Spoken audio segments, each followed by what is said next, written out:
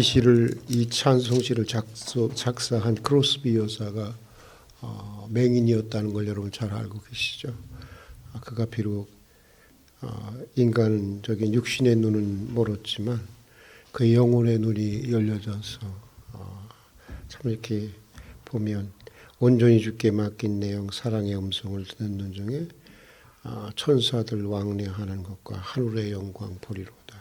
주 안의 기쁨 누림으로 마음의 풍랑이 잔잔하니 세상과 나는 간 것 없고 구속한 주만 보이도다. 우리의 영안이, 우리의 눈이, 어두운 눈이 열려져서 크로스비 여사 같은 이런 고백 속에 살아가면 우리 그리스도인이 되었으면 참 좋겠습니다. 오늘 우리에게 오늘 주신 하나님의 말씀은 시편 13편입니다. 시편 13편의 말씀 우리 함께 읽도록 하겠습니다.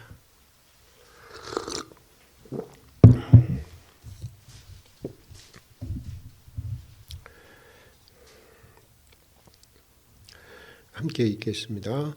여호와여 어느 때까지니까 나를 영원히 잊으시나이까 주의 얼굴을 나에게서 어느 때까지 숨기겠나이까 나의 영혼이 번민하고 종일토록 마음에 근심하기를 어느 때까지 하오며 내 원수가 나를 치며 자랑하기를 어느 때까지 하리이까 여호와 내 하나님이여 나를 생각하사 응답하시고 나의 눈을 밝힘으로 두렵건대 내가 사망의 잠을 잘까오며 두렵건대 나의 원수가 이르기를 내가 그를 이겼다 할까오며 내가 흔들릴 때 나의 대적들이 기뻐할까 하나이다.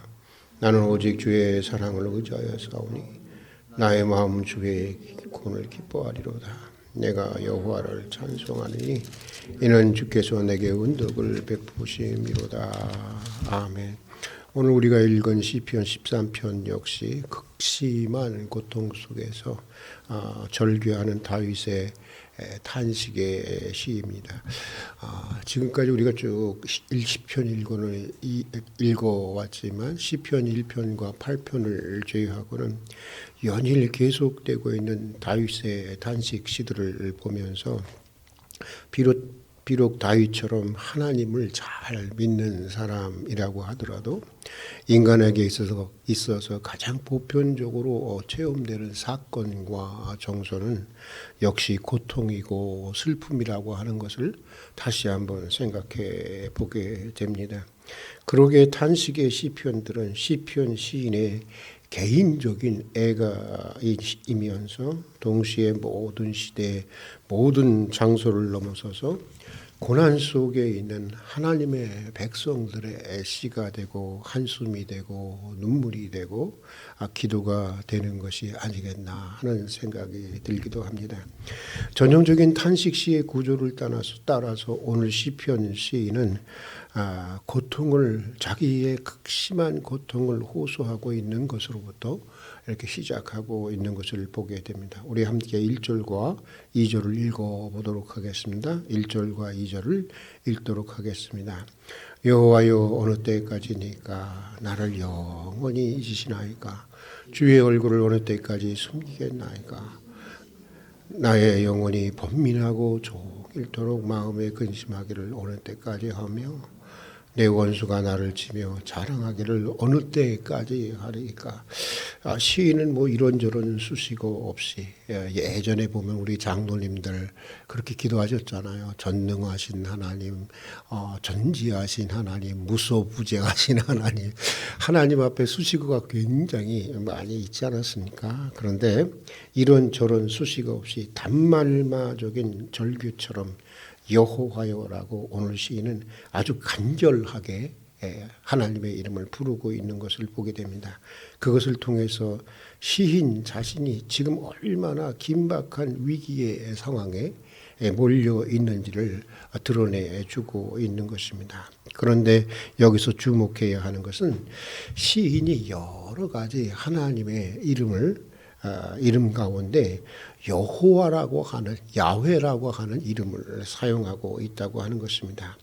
이 여호와라고 하는 하나님의 이름은 하나님의 백성들을 돌보시고 또 그들을 구원해 주시겠다고 하는 그 언약, 하나님의 백성과 체결한 언약에 신실하신 하나님을 말할 때 쓰이는 이름이었습니다. 그런데 오늘 시인의 현실은 어떻습니까?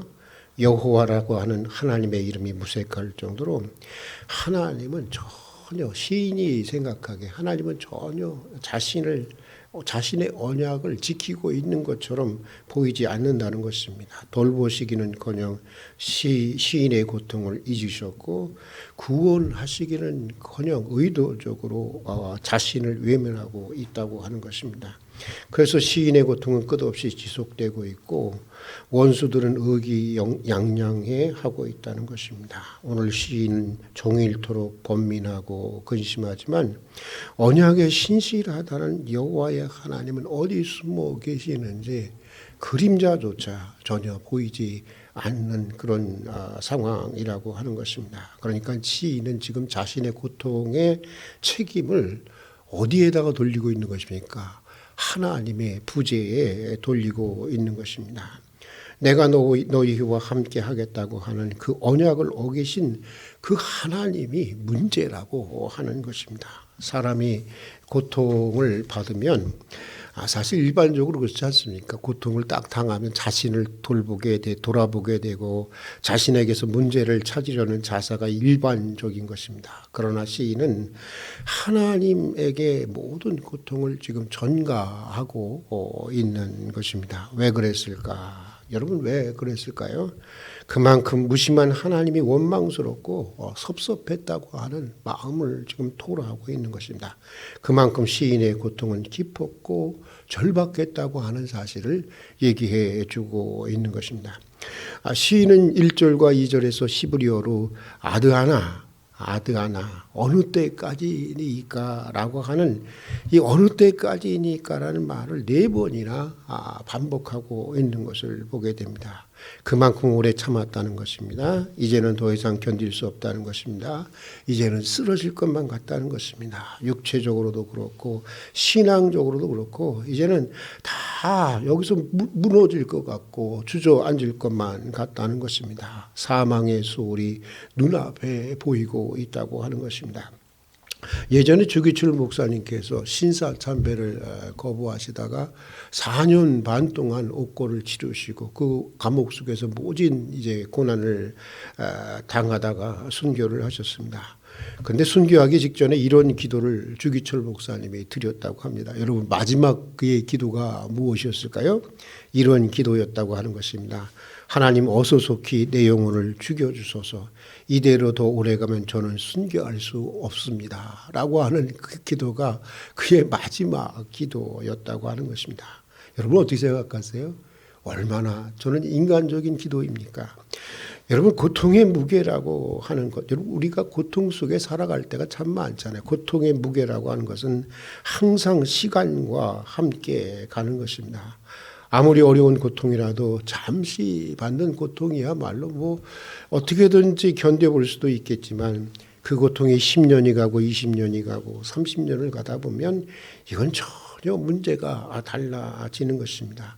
아무리 위대한 믿음의 사람이고 아무리 확고한 신념을 가진 사람이라고 해도 나약해질 수밖에 없고 흔들릴 수밖에 없는 것입니다.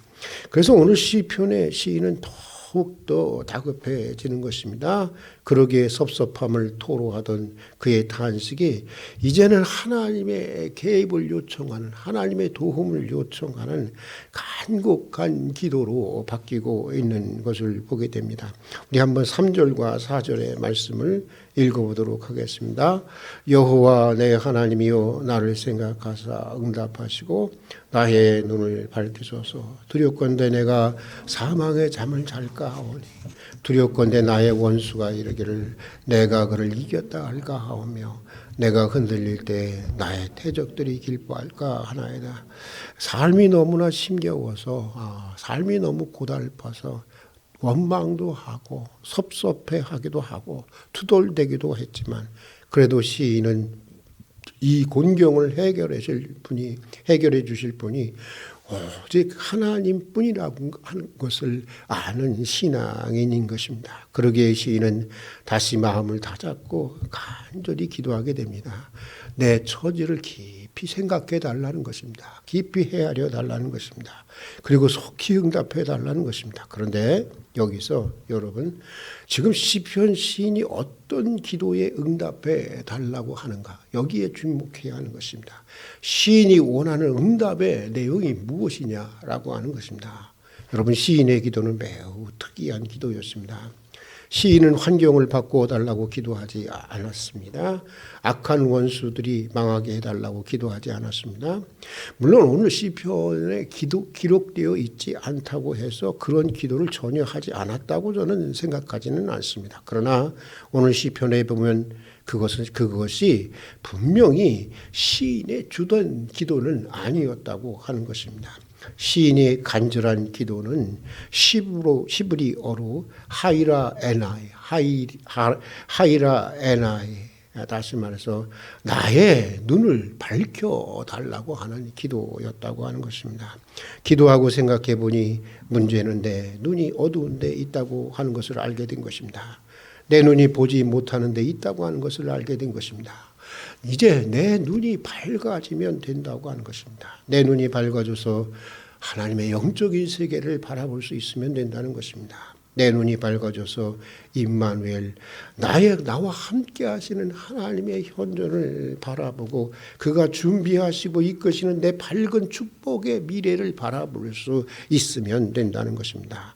그 하나님의 깊고 높은 구원의 섭리를 바라볼 수 있도록 이제 내 눈을 밝혀달라고 하는 것입니다.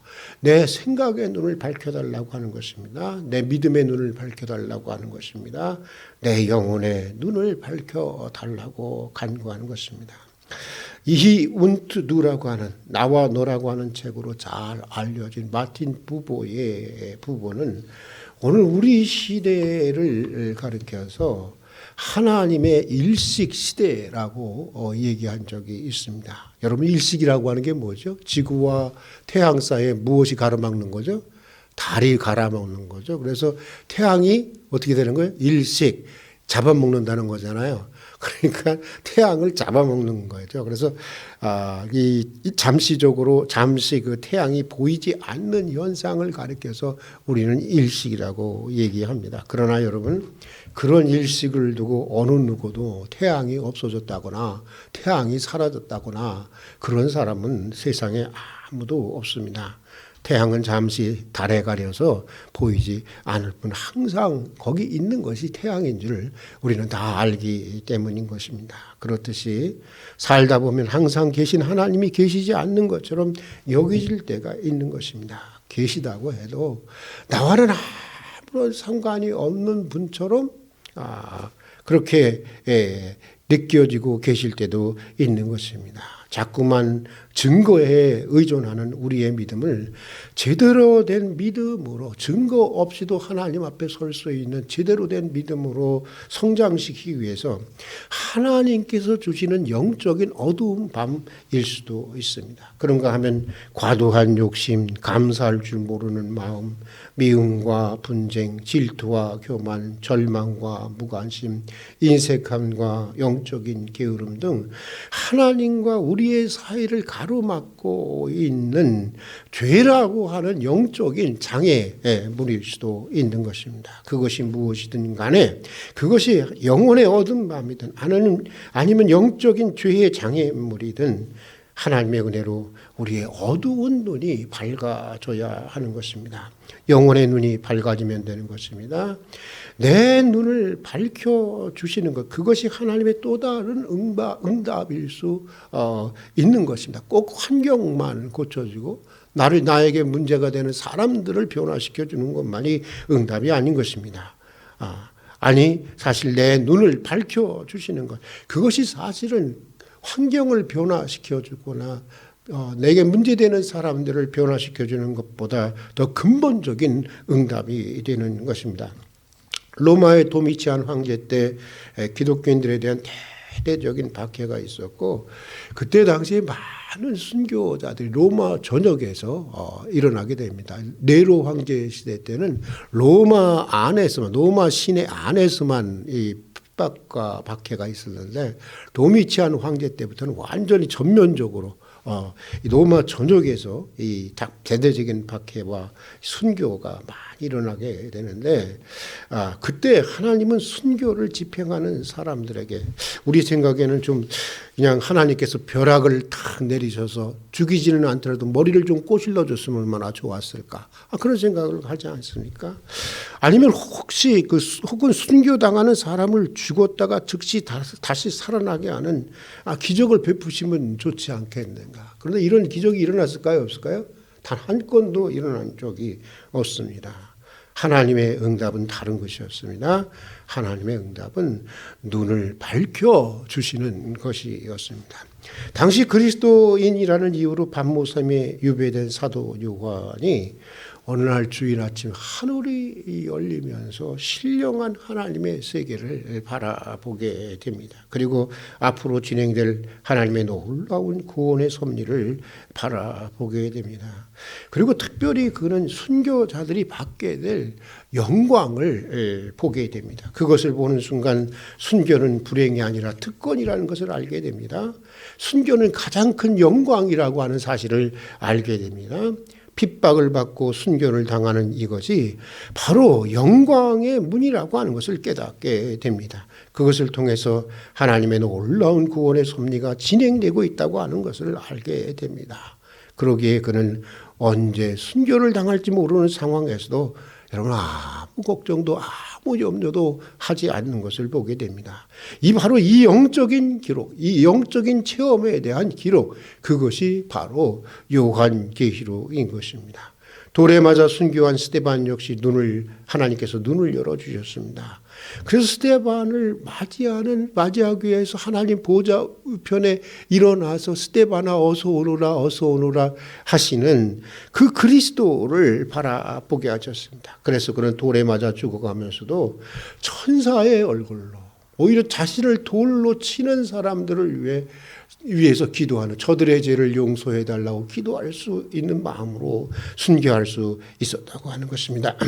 우리는 자주 우리 자신은 가만히 있고 그냥 환경이 변하고 다른 사람이 바뀌기를 여러분 원하고 기도합니다. 그러나 환경이 바뀌고 다른 사람이 바뀌는 것보다 먼저 내 자신이 바뀌어야 하는 것입니다. 그것이 보다도 근본적인 것입니다. 그러기 위해서는 내 눈이 밝아져야 하는 것입니다. 에베소서 1장에 보면 사도 바울은 예수 믿는다는 이유로 심각한 고난 가운데 있는 에베소 교인들을 위해서 이렇게 기도합니다.